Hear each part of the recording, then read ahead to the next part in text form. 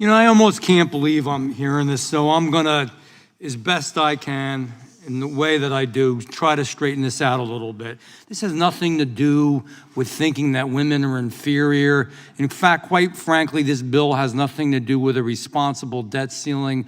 But what folks on the other side are doing, again, as they continue to do, is let the American people who are watching this on TV look at the shiny object over here, because we don't want them to see what the real deal is. I've served at every level of government. I've been a mayor, I've been a councilman, I've been a county commissioner, I've been a state legislator in the Senate and the House. And let me tell you, I talk to a lot of people. If there's anything I do in life, is I get out in the street and I talk to people. And there aren't a lot of people who think, boy, the regulatory process is great. You know, dentists and doctors aren't saying, I love the way that they're regulating me because it's really helping patients, because it isn't. Small businesses aren't feeling that way.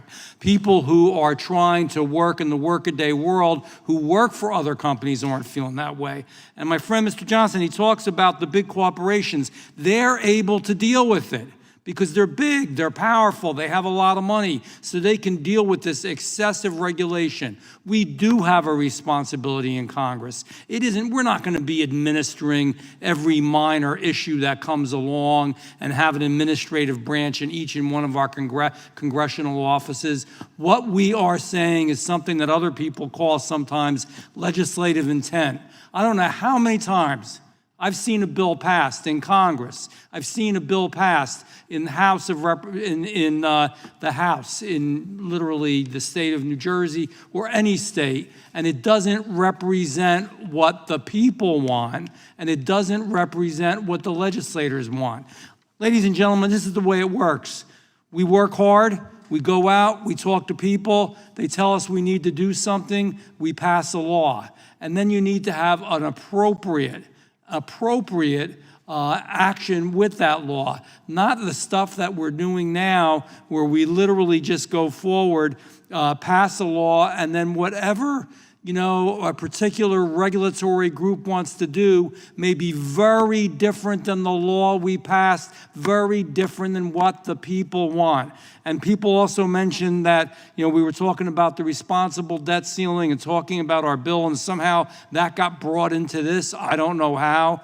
Let me just say that Republicans believe that women are totally equal. I don't know how that got brought into this. I don't know how this bill would hurt women. I don't know how it would hurt babies, the ones trying to protect babies. And you know what people want when you talk about a debt ceiling? Damn it, do you know what people want? They want us to stop spending. They want a responsible debt ceiling. They want our government to control itself. They don't want it to waste money. And when it does spend, they want it to spend on things that protect the American public and that protect our American country. But we go astray. I hear things that are so far astray. That's not what this bill does, the things that you're saying. It doesn't do any of those things.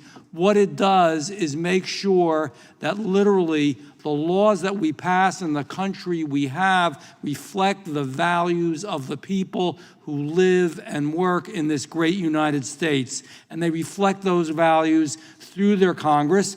And if their congressman or congresswoman isn't doing that, they lose the damn election. They lose the election.